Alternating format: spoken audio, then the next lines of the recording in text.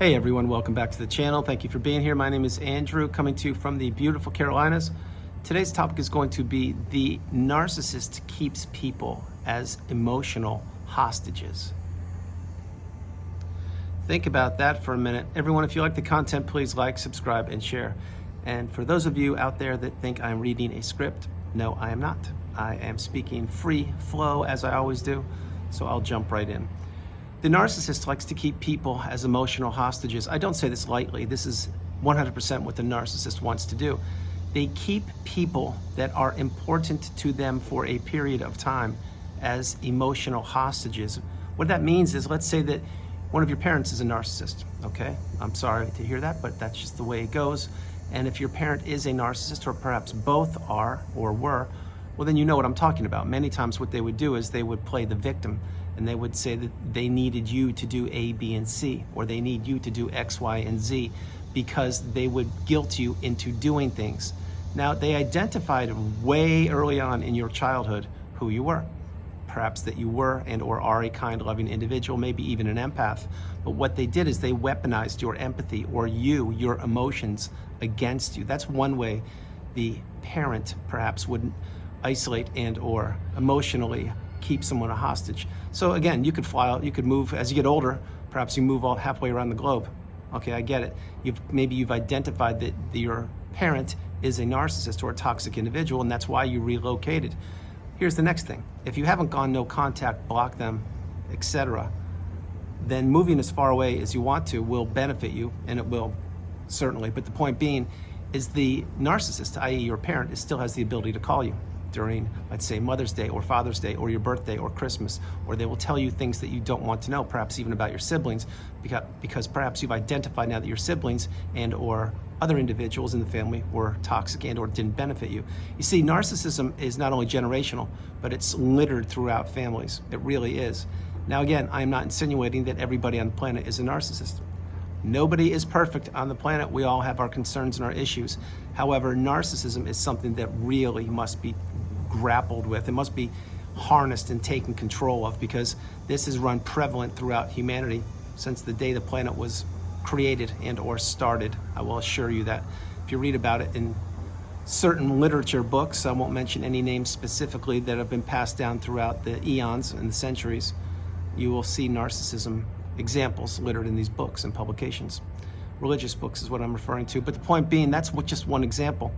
Another one, let's say the romantic relationship. Well, what happens there? Well, this is a very, very simple one, but yet very challenging to wrap your head around, specifically when you're in the narcissistic fog or being devalued each and every day. And many times it's very difficult pill to swallow until you get the wisdom. But what happens here is you fell in love with the narcissist. You professed your love to them, and you told them, yes, in fact, I do love you. I want to have children together. I want to get married. I want to relocate. I want to be with you, the love of my life, the yin to my yang. You complete me. You're amazing. Maybe you said those things to the narcissist. Maybe they said them to you. Who knows? But the stars aligned either way. Next thing you know, you are in the zombie-like, trance-like state, the narcissistic fog, where nothing makes sense. It's bizarre world. What is left is right, right is left, up is down, in is out.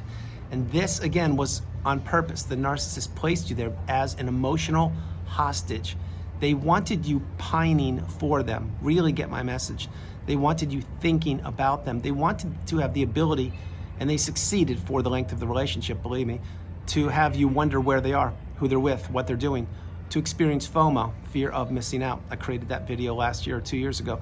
Point being, again, is this is the narcissist playing on your emotional heartstrings. They're playing on your heart, your love, your empathy, your kindness, the future faking, and the dreams and hopes and aspirations that you thought you were going to achieve with this individual.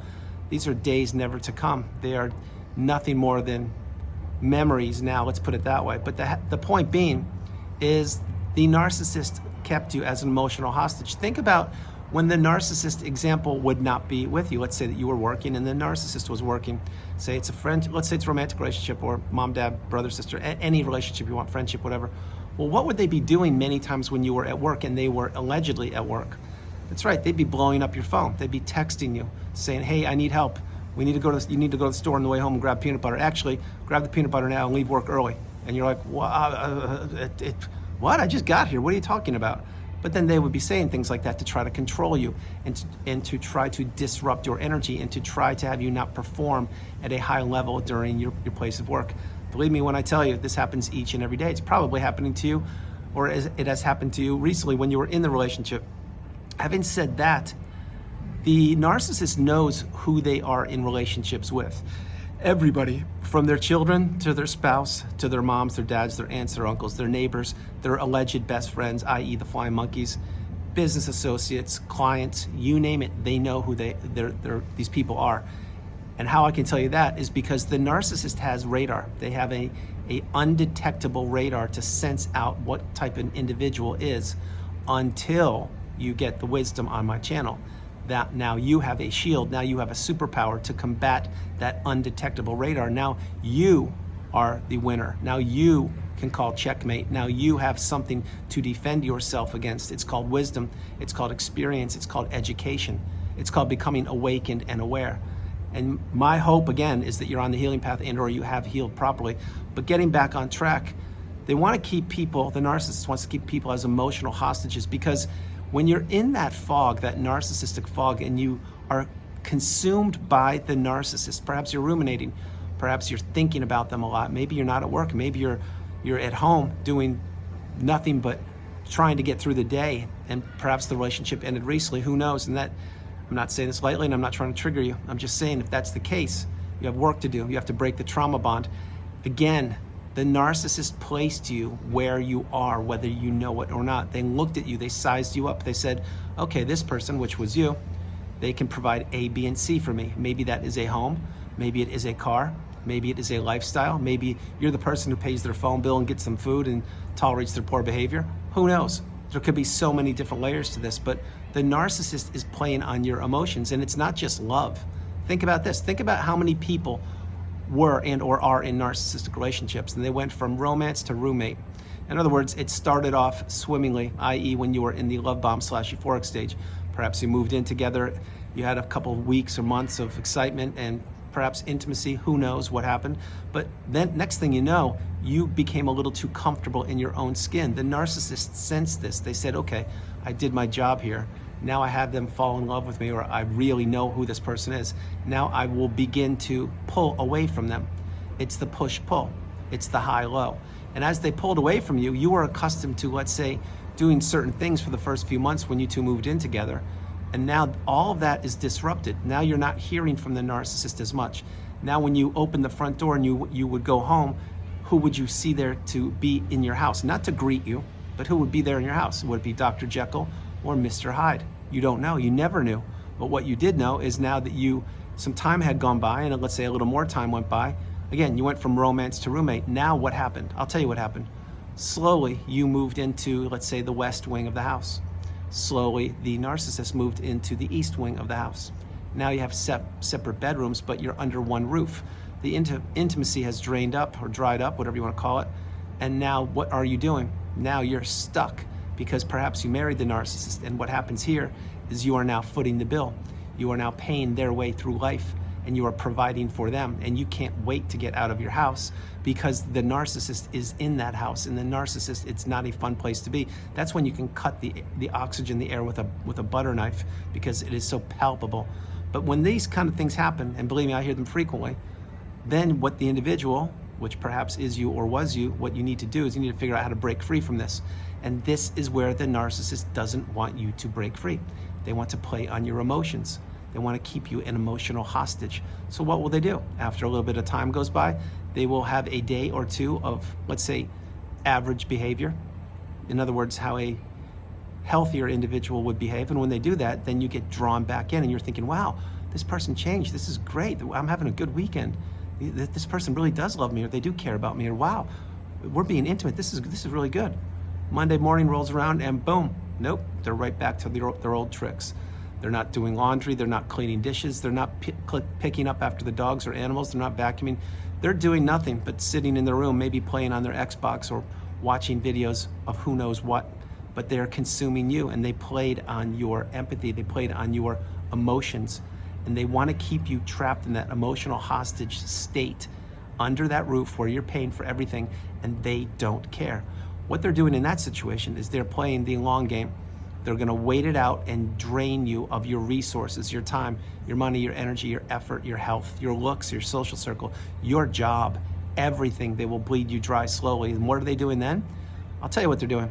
They're just sitting there biding their time, waiting and waiting and waiting for you to crack, for you to put a proposal on the table and make an offer and say, hey, is this what it's gonna take to get you out? Like, sure, let's do the divorce and I'll split whatever the assets are. Now they're saying in the back of their mind, perfect, this is the position I want to be in. But you know what? 50% of the assets isn't enough.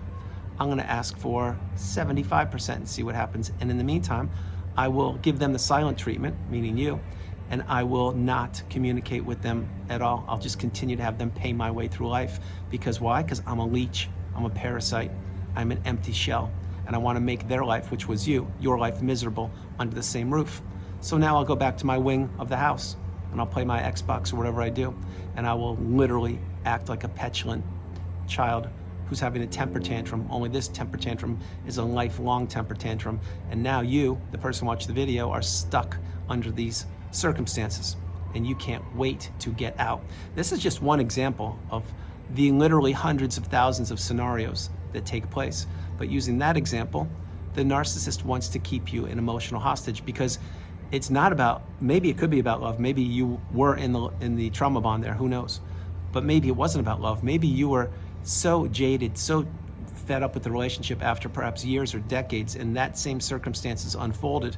You now see who the narcissist is and or was, and now you just want to get away from them as fast as possible. The thing here is the caveat, the nugget of wisdom, the pro tip here is the narcissist has always known who they were, always. It's very simple. They're a parasite. And they glommed onto you earlier on in life, and they knew that they would try to suck you dry until this exact point happened. And when this point happened, number one, many times it's way too late for your resources because you have a lot of rebuilding to do, but you're not even there yet because now you have to figure out a way to get divorced, or you have to figure out a way to break the trauma bond, or you have to figure out a way to get them out of your house. There are so many layers upon layers upon layers, and everybody's situation or circumstances are unique but similar. Now, having said all these things, the narcissists, remember, they play on who they're up against. Now, when you were in a relationship, let's say you were in a romantic relationship with a person who is not a toxic individual. Well, you weren't up against anybody. Most likely you were a couple headed in the same direction for a period of time, say college days. Say you fell in love with a college sweetheart and it lasted a couple of years and then you guys broke up. Okay, well, that was a period of time. It was great, right? Think about that person. Okay, well, where are they now? Who knows? Probably married, maybe they have kids, I don't know, but that's not the point. The point is that was a healthy, natural breakup. And yeah, breaking up with an individual is not fun. However, take it to the next level. Breaking up with a narcissist is anything but a pleasurable experience. It's challenging. They try and draw the divorce out. They try and get as much of the assets as they can. They try to make you pay the price, and they are trying to keep you an emotional hostage. Again, let's say everything's gone swimmingly. Let's fast forward, you're divorced, everything's gone. There are no kids involved, you're living your best life, you're completely in a different state, city, or country as the narcissist. You've blocked them, you've gone no contact, and you've done everything. You're a professional now, unfortunately. You're at the mountaintop, the pinnacle of indifference, you're doing great. Well, what can happen every once in a while, and I hear this frequently too, not frequently, I hear it every once in a while, is that boom, flying monkey shows up, or you get a phantom email or a text, and the text says, hey, or hi, or I hope you're well. And you're like, what is this? And then boom, it takes you back in time again. Oh my gosh, that was the narcissist trying to rear their ugly head and try to hoover me. And you were living a great life. Everything was going fine. And my hope is it still is, but the point is that hoover or that phantom email or text or whatever it was, they broke through somehow. And when you hear that, then you're like, oh my gosh, here we go again. And perhaps you have a little setback. Perhaps you have no setback. If you've really healed, you will actually laugh it off. You'll be like, wow, that's amazing. This person is so pathetic. They're still trying to reach out after years.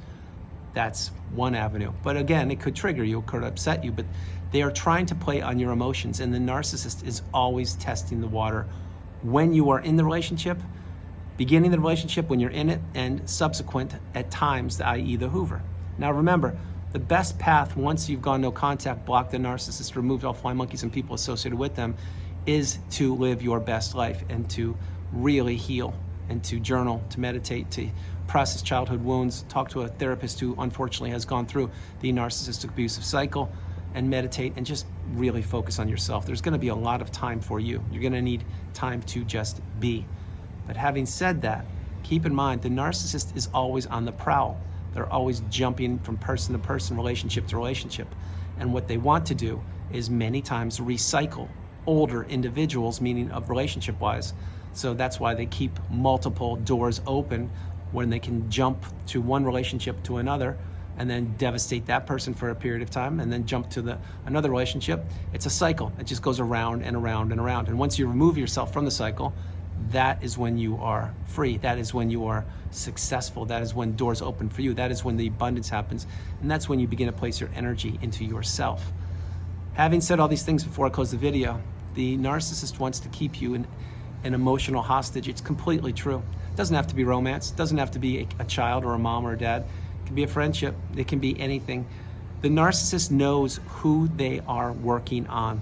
They are casing the person. They're studying the person.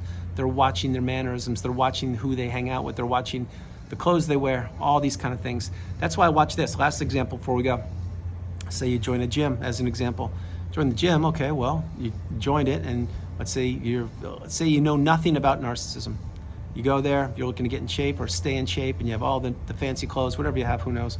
You get in there, start working out, and then you're looking better and better, and you're feeling good, and then all of a sudden, some people start paying attention to you, and they, hey, how you doing? You're looking great. I see you're working out a lot. I work out a lot too, and all these kind of things. And next thing you know, let's say that person's from the opposite sex, and they're interested, and they look nice, and you're attracted to them, and they're attracted to you, but you're in there to exercise. You're not in there for to be looked at, eye candy. You're not doing those things, but that's what that person's doing.